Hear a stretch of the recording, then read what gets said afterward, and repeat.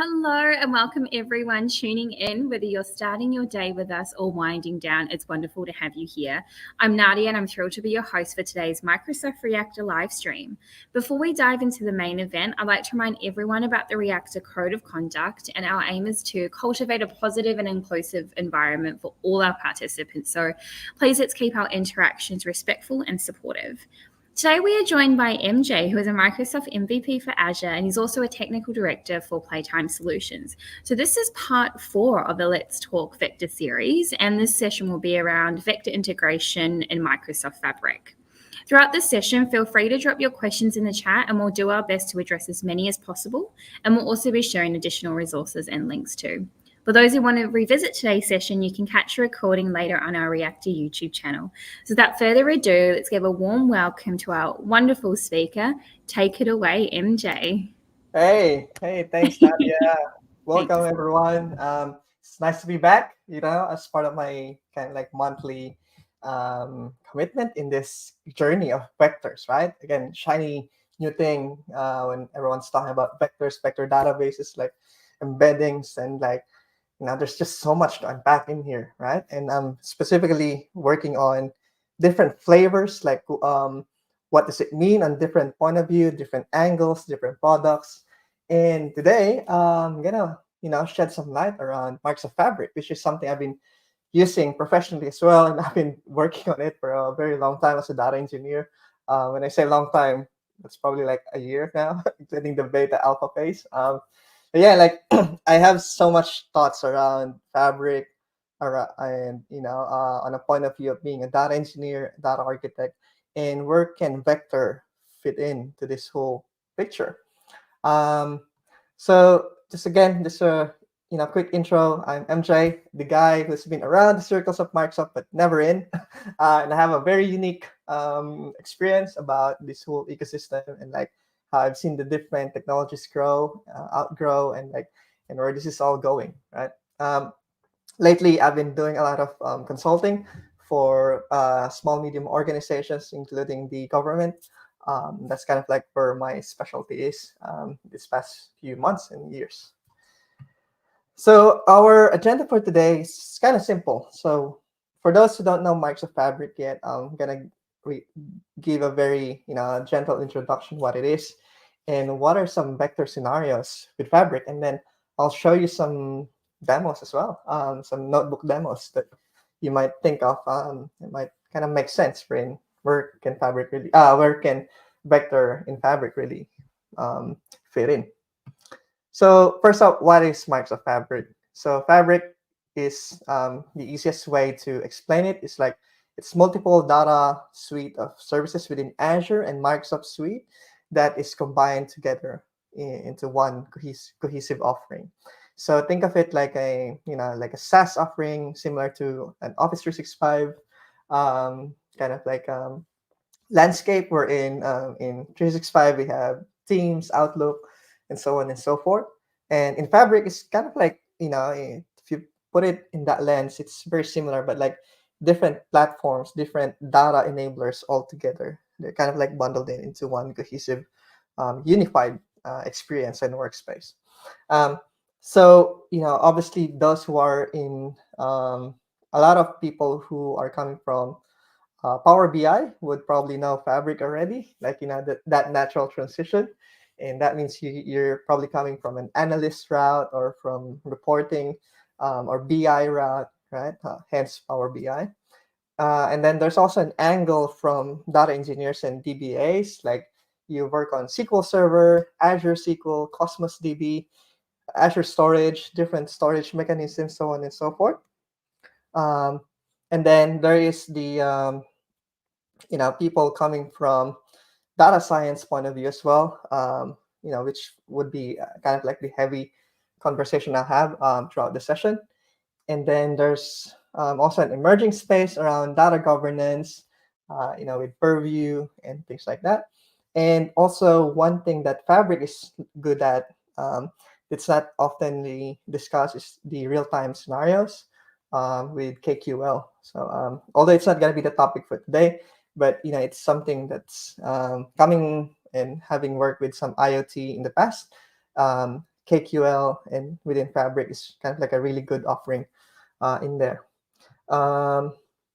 So, Fabric does it all. It's all unified. And I think the key important aspect here is that, I'll give you a quick summary of what each and every one of these does. Like data factory or data integration comes from, and it goes all the way back, a bit, dated all the way back through the SSIS, SSRS era.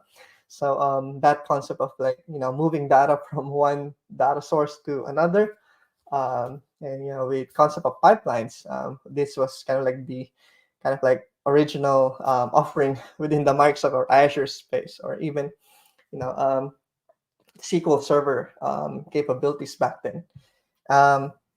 Yeah, and then data engineering is more like a lake house offering, like with this concept of data lakes, delta lakes, and parquet files, delta parquets, and whatnot. Like that was more around that, like Spark based capabilities, which were my recent experience. When I say recent, like past few years experiences, in this kind of like data engineering sphere.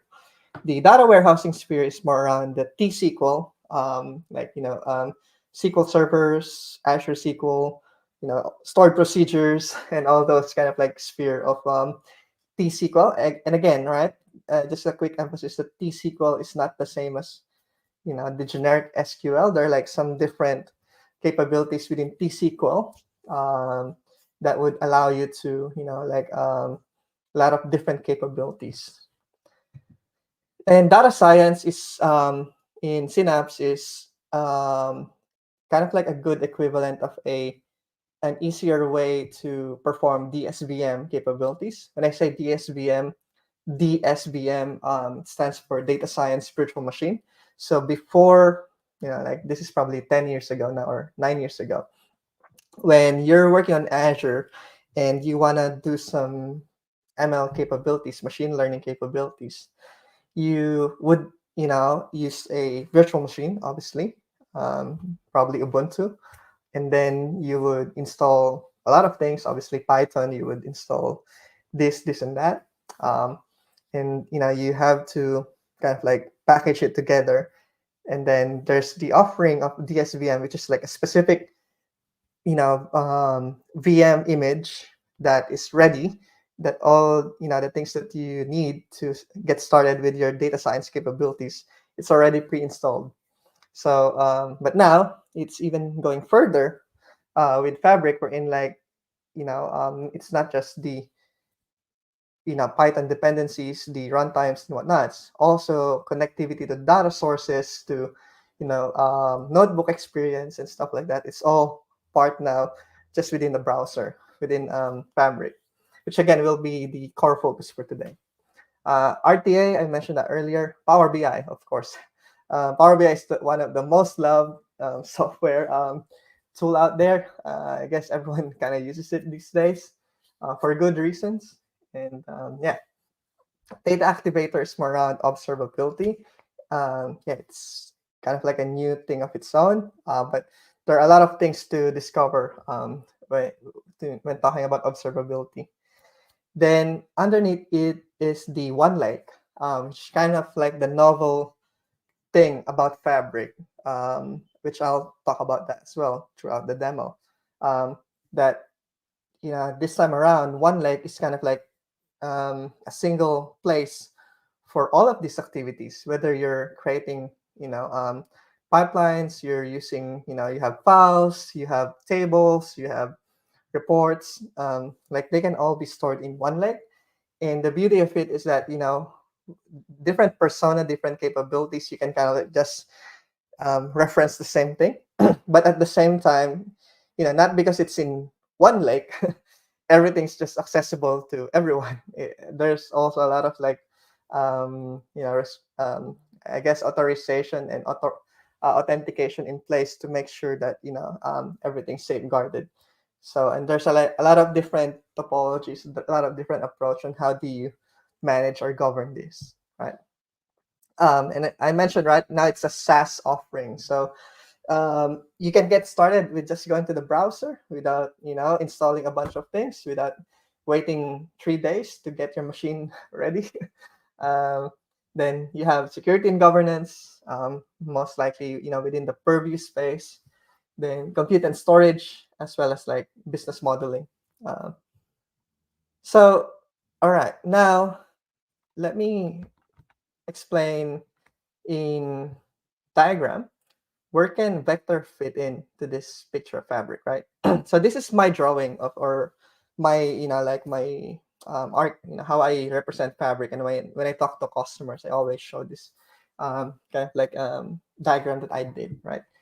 And within fabric, or within kind of like analytics or BI space, you have this sort of like source column, wherein, like, as the word suggests, source is literally any data source in there that you need from.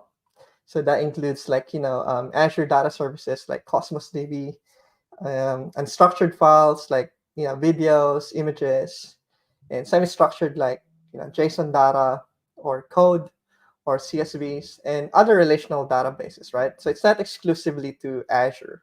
So you can also use non-Azure data sources, whether it's a relational database or a file database or file store. You have a lot of that option, right? With and you use Data Factory to ingest those information.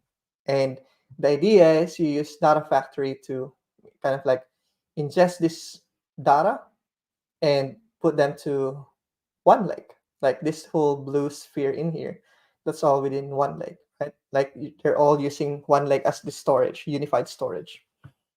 However, there are, the thing with Fabric is that it introduced two new concepts. One is the concept of shortcuts, which allows you to, let's say, an S3 bucket elsewhere that contains all the Parquet files, meaning from an AWS subscription. You can create a shortcut. So that means that with the point of view of when you're doing your work in data engineering, you can reference those storage without actually copying them over through one lake. So you're kind of like creating a shortcut. So it's kind of like in there, it's interfaced as if it was there, but you didn't move the data.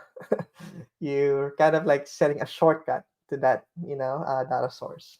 So you're only gonna consume that that shortcutted data source when you're actually performing your BI operations, or when you're doing data engineering work. Then the second concept that Fabric introduced is this thing called mirrors, or mirroring, like literally what you're seeing at my back. Like, yeah, that's a mirror. Um, these are new concepts within the Azure Data Services sphere, such as SQL Azure and Cosmos DB, Azure Cosmos DB. So instead of actually, copying them, and also instead of setting a shortcut to them, you can mirror them to your one lake. It's as if it's already in there. The easiest way to explain it is that it's sort of like an automatic replica within one lake, but it's not really a sharding replica of some sort, within that data sphere itself. So it's not like managed within Azure SQL to create a replica, but somehow you mirror that data in here, and it's comparable and almost near real time of what's out there in your transactional database.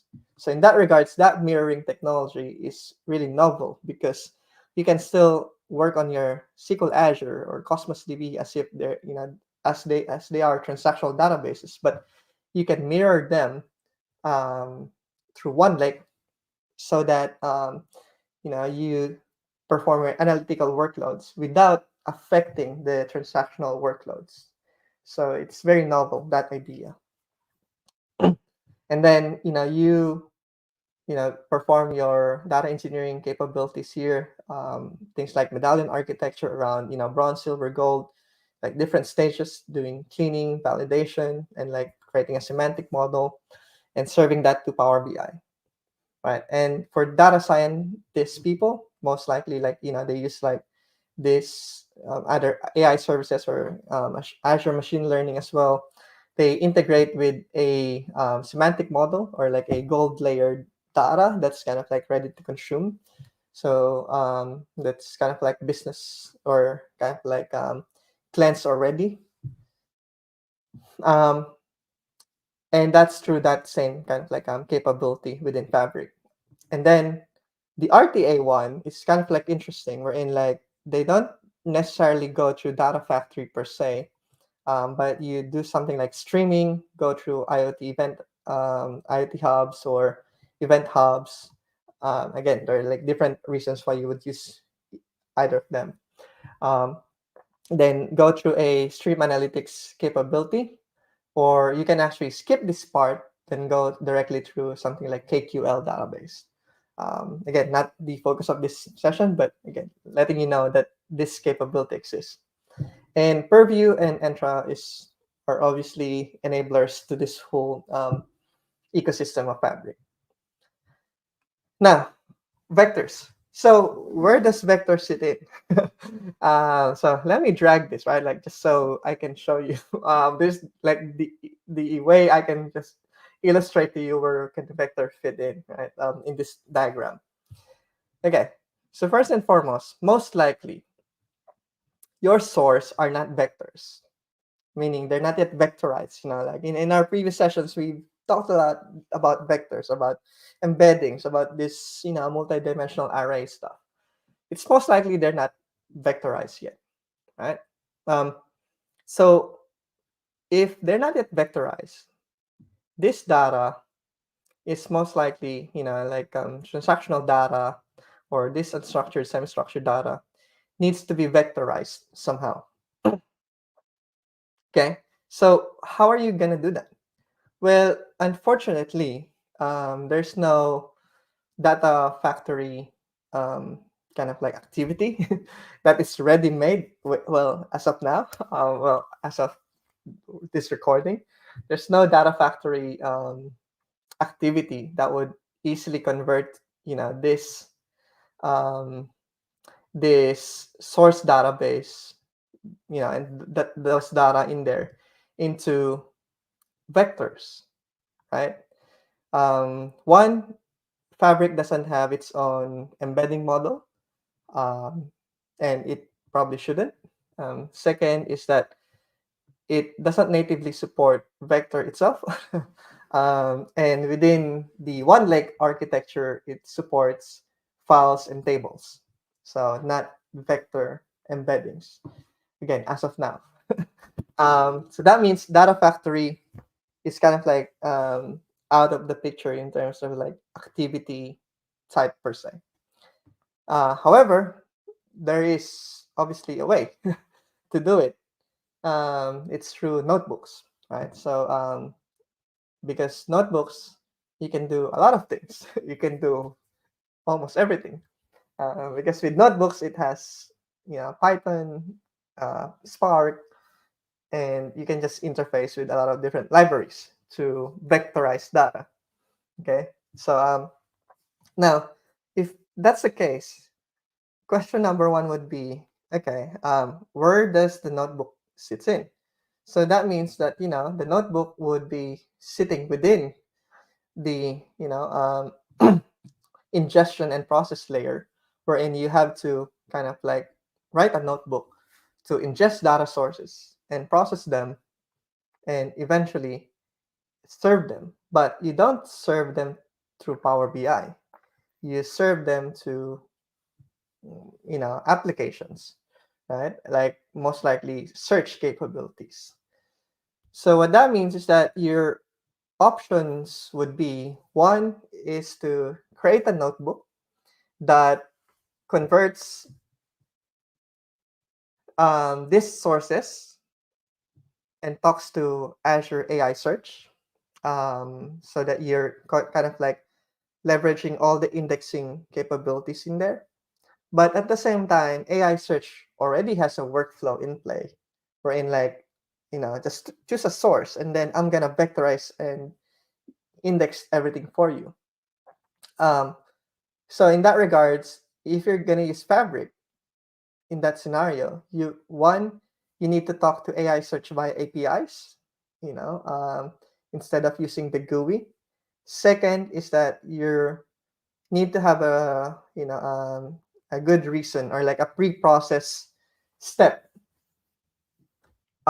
before talking to AI search, meaning that before getting to AI search, you probably want to, let's say, instead of passing in 3 billions of rows or 30 million rows to AI search, maybe you have like a stage around raw and cleansed and validated, and then your gold layer, let's say just a couple of megabytes of data, that's what you send through AI search, right? So that's one option.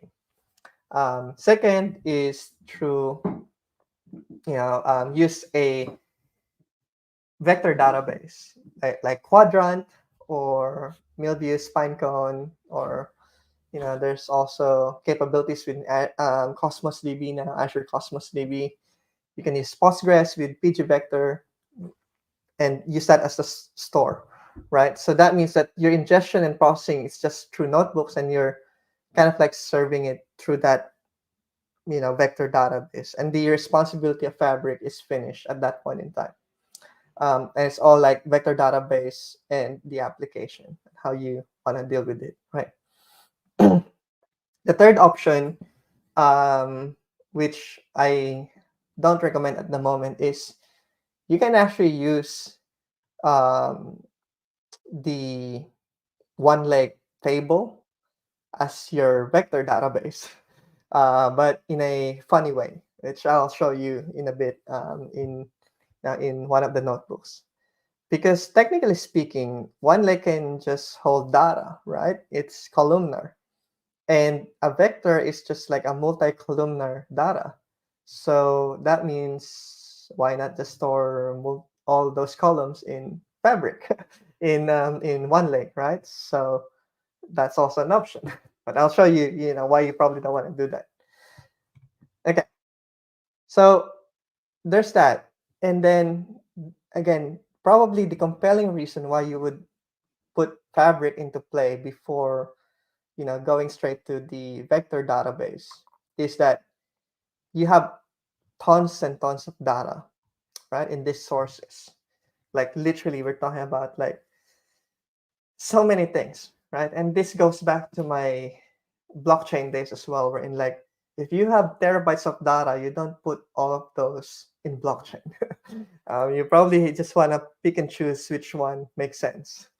That's why before Fabric was was thing back then, I was working with Synapse to do a lot of these capabilities, and before storing them to blockchain. Now same thing here, wherein like if you need a lot of those steps or like validation steps and like cleaning and massaging and aggregation and stuff, Fabric is your your tool for that. And then once you're happy with this gold layer or gold level of data, then you serve that into a vector database, right? So that's the whole point, right? Where you probably want to use Fabric.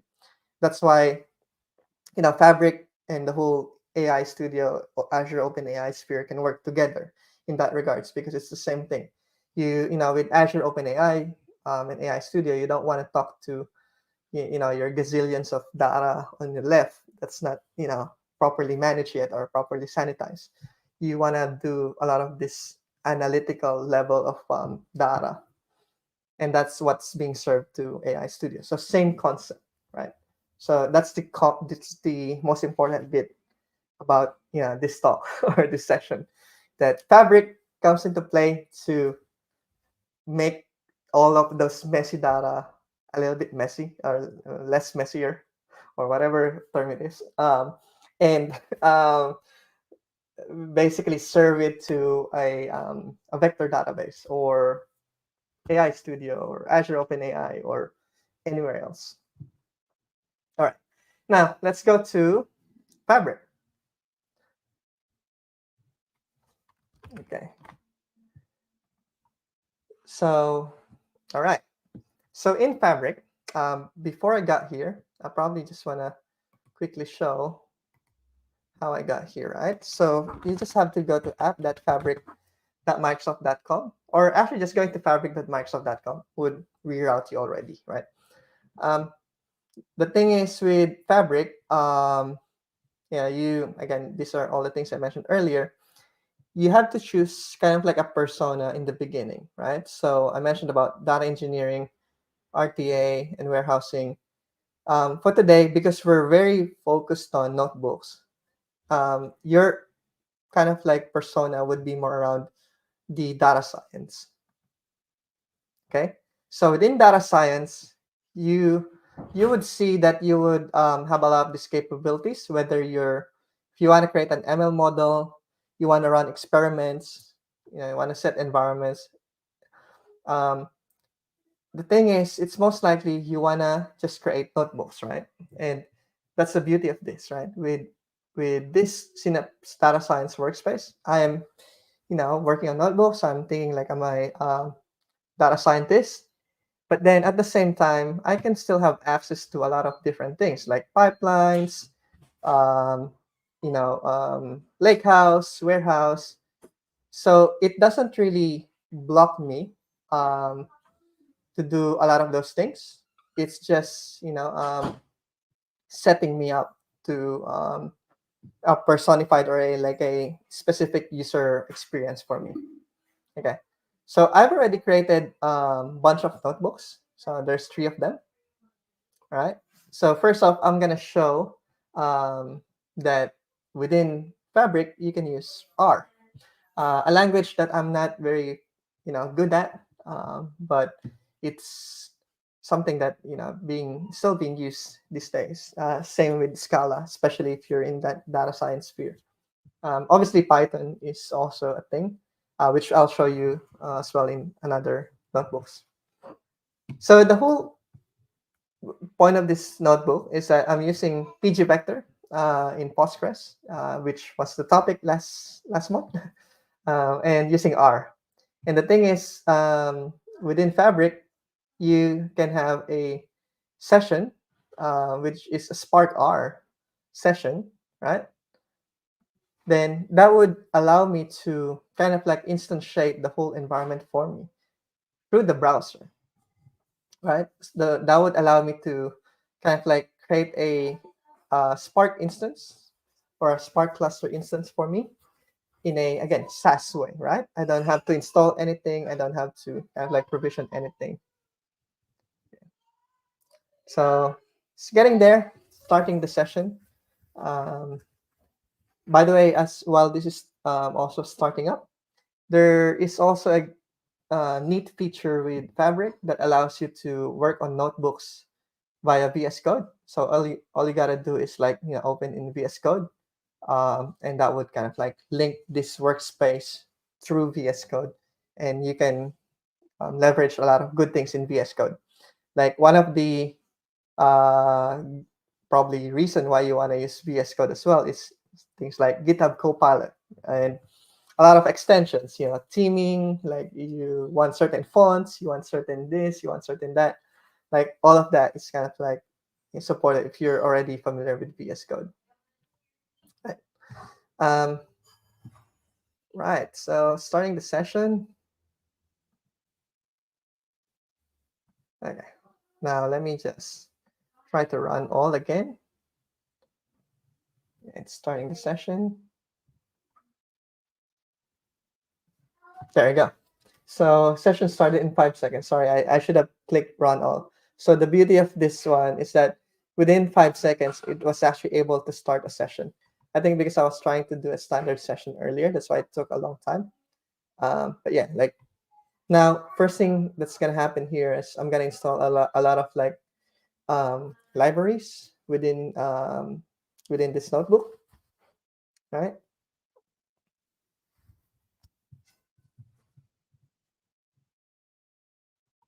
There you go. So it's just installing a lot of that. And yeah, our Postgres is basically the library to connect to a Postgres database. Um, Deployer is just as it mentioned, it's deploys, and ggplot2 is kind of like a plotting tool. All right.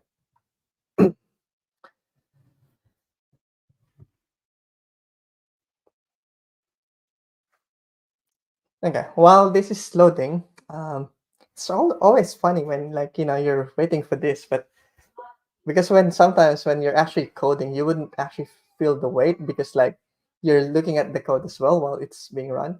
Oh, there you go. So loaded the library and then connect to the database, right? Don't worry, that password won't work. I secured this to be consumed within my Azure environment only. So again, one of the good reasons why to set up your Postgres database properly. Um, then we have to enable the extension, which is the PG vector, which stands for vector. And yeah, it already exists. Then what happens here is that I'm creating a table called items, which is just a column of ID with serial, then text and embeddings, right? And this is the vector type in there with a 3-columnar vector capability. So here's some of my sample text. The quick brown fox jumps over the lazy dog and a bunch of different text in there. Same goes with the embeddings. Like I just kind of map them one by one. Like I didn't particularly created or interface with things like ADA002 or different embedding library in there. But you get the point, right? Like you just convert this text into an embedding and represent them in something like this. Then insert them into the table and then just perform a select. So there you go, right? I was able to insert all of these records through pgvector. Through the Postgres database with the use of pgvector. And then you can perform vector similarity search as well. And you can see the distance around them. Um, yeah. And then you have a lot of these capabilities such as multiple search, um, doing clustering as well, and of course everyone's favorite nearest neighbor search. So again, this if you're working in this environment like using R and Spark, Fabric is one of the kind of good environment for you to work on, so that it allows you to easily experiment with these capabilities, right? Um, Again, this you can get started straight away, talk to different kind of libraries, APIs. These are all within that notebook experience. All right, now let me go to this one. Now, I mentioned earlier about using one leg. Okay, and again, this is the part we're in. I'll show you that this works, but um, it's up to you to decide if you want to use it or not. So this one working in files and working in table. The reason why I want to show this is that maybe you've identified some use cases that I haven't seen yet, and this just opens a lot of those doors for you. One thing I mentioned earlier is that within Fabric, you got the PySpark environment in there, right? That allows you to have a managed Spark instance or Spark cluster, and you use Python. Okay, so that means that if it's Python, MJ, that means I can already use a lot of these awesome libraries in place, like this TF-ID vectorizer and this cosine similarity algorithm. I don't have to write my own cosine similarity algorithm anymore. um, Now, in terms of paths within one lake, it's basically like if you're working on a lake house in this regards, just go to this explorer here, lake houses, and you can add a lake house or create a new lake house. It's up to you. And then, but in this case, I already created a lake house called Let's Talk Vector Lake House.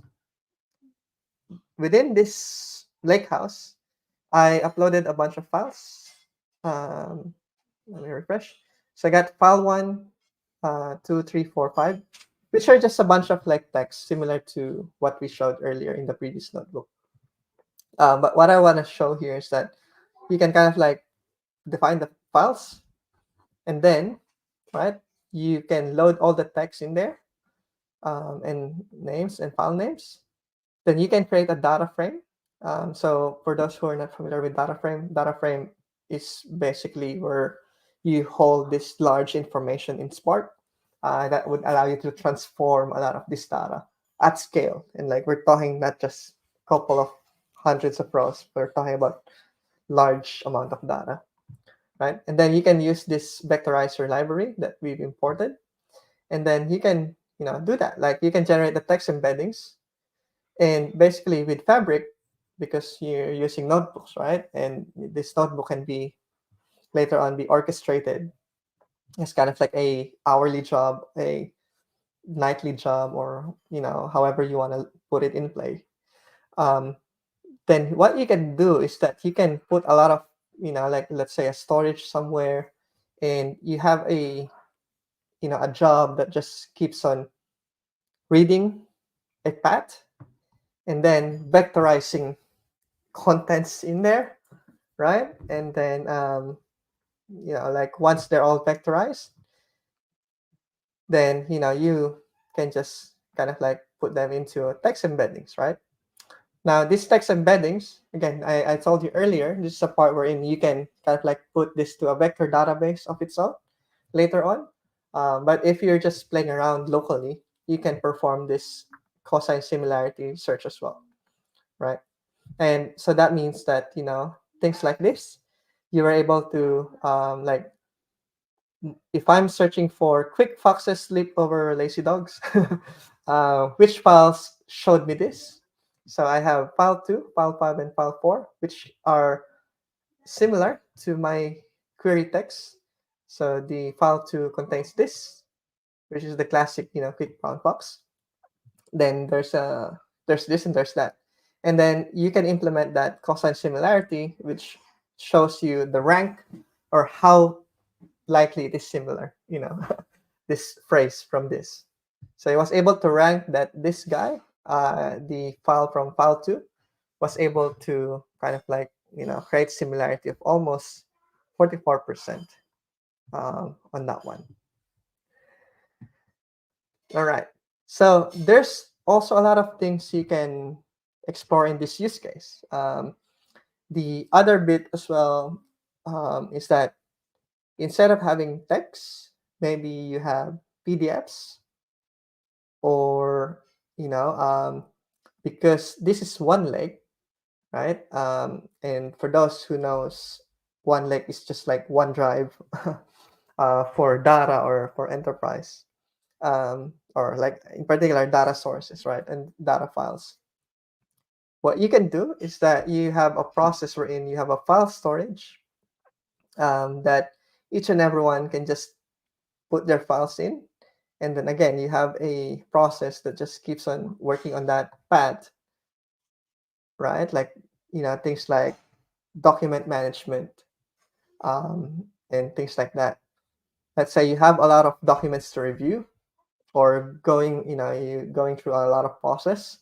You can put that into a, path within one lake somehow, and then run this capability, maybe perform some other capabilities here like OCR. Let's say they are scanned documents. You have a lot of those flexibilities in place now, right? And then same thing, vectorize them, put them into vector database somehow, and there you go, right? And that's where Fabric is really strong at, like this pre-process, this converting into something more useful type of data, or unifying them together somewhere, before you put them somewhere else, or before you present them to something else. Okay. Now, to the last part that I want to show, which is, MJ, can I use tables um, for fabric and vectors? The answer is yes, but I'll show you why you probably don't want to do it. And it should, for those who are familiar with vectors already, it's gonna be very obvious why you shouldn't do it. I'm gonna show you anyway. So same thing, I use these libraries, the vectorizer, cosine similarity and stuff. Now this data set, I just kind of like hard coded them here, this data set, and then put them directly through the data frame. So that means that this, we have this text, we have these IDs, and that's basically my data set somehow. Now, what if, let me save this data, right, into a table called lakehouse table. So that means that I can have this lakehouse table with an ID and text. So if I actually load that data through Spark, by the way, for those who don't know, like this can, sorry, I need to connect again to get things going. There you go. See, just 4 seconds to start a Spark cluster. um, so yeah, I was able to go all the way there, save as table. Now I'm performing a query. There you go. Right. So I was able to see the values of the ones inside the lakehouse table. Okay. Now, what I can do is that from this lakehouse table, I can load them again into lakehouse data, right? And again to a data frame. And then I want to use pandas data frame for further processing. Okay. And that means, if I run this, which showed you earlier anyway. Now these are converted into pandas. And again, I'm just showing this for fun, right? For the sake of it. Now we can prepare the data. Assume you did a lot of preparation somehow with text, and you vectorize them, and you come up with embeddings. Okay. Now once you have these embeddings, you can kind of like convert them into a data frame for better handling. Okay. Now, once you have them, now you want to associate the IDs from the embedded data in from this lakehouse data. Okay. And then convert it back to Spark data frame and save those embeddings back to lakehouse. So what happens if once you get to this point, okay, let me query this one as well, load the data. Okay, so that one's done. Now let me run this. Okay, sorry, I have to rerun the whole thing again. But let me run everything again. Should be fast anyway because the Spark session is already active. So that's running. Already satisfied. Start a Spark session. Okay, now there you go. Creating the data frame.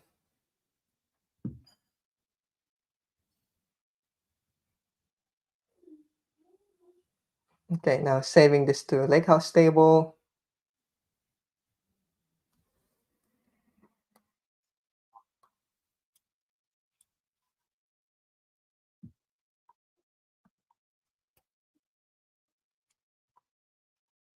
All right, then displaying data from the lakehouse table.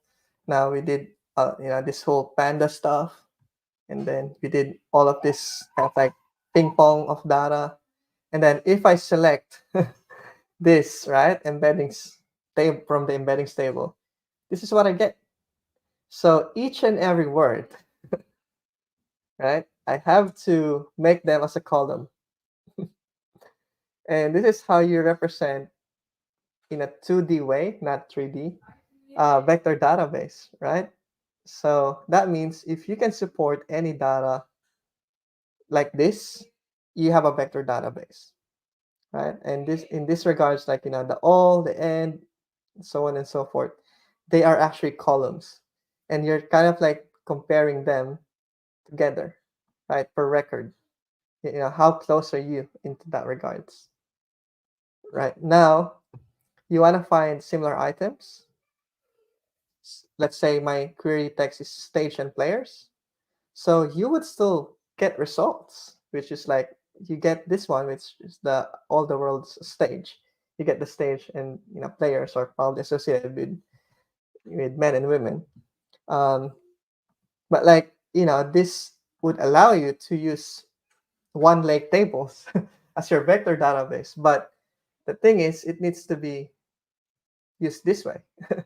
So your create, each and every word is a column. um, but this works.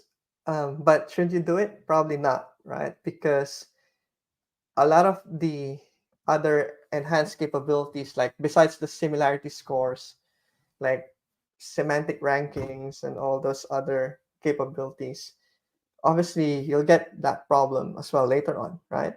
Um, that's why this is not, the approach to do it, right? So don't, as of the moment, within Fabric, you can use Parquet files to kind of like have your source files in there, and then embed them, put them into a vector database or data store somehow.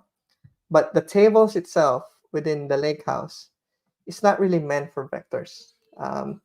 So maybe in the future, we might see different table types in there as well that could handle this in, type of data. But at the moment, this is not the way to do it. But I just showed you anyway to kind of like illustrate to you what you can do within Fabric, and why there's a value proposition of still having a dedicated vector store outside the Fabric. Okay, and again, that's what we've been talking about this past few months. There's a lot of options out there, um, and there's a lot of different flavors of what they can and can't do, like different hosting models, different features, and so on and so forth. But I guess the key summary here for Fabric is that Fabric is not your data store for vectors. Fabric is your place to clean this data before getting into a vector data store somehow, right? But at the same time, you can kind of like interact with vectors using notebooks. So there you go. I guess that's really the key message for tonight. Um, and with that, I'll you know get back to and say, yeah, thank you, and let's continue the conversation. So if you have any more questions or suggestions about vectors in this topic, I'm all ears, right? But as a sneak peek, what we'll be talking about next month would be one, recap of a lot of vector announcements within Build, and second is that we'll also talk about Azure Cosmos DB and like what's the vector offering in there. So I guess that's it. Over to you, Nadia. Awesome. Thank you so much, MJ, for that. And thank you all for joining us. If you do have questions, feel free to send them along and I can pass them on to MJ. But keep an eye on our meetup pages. We will be putting up the next session. So we're looking forward to it. And thank you again, MJ, for delivering these sessions. We really, really enjoy it. Get some great feedback. So thank you so much. And we will see you all next time. So bye for now. Bye, everyone. Bye. See you next month.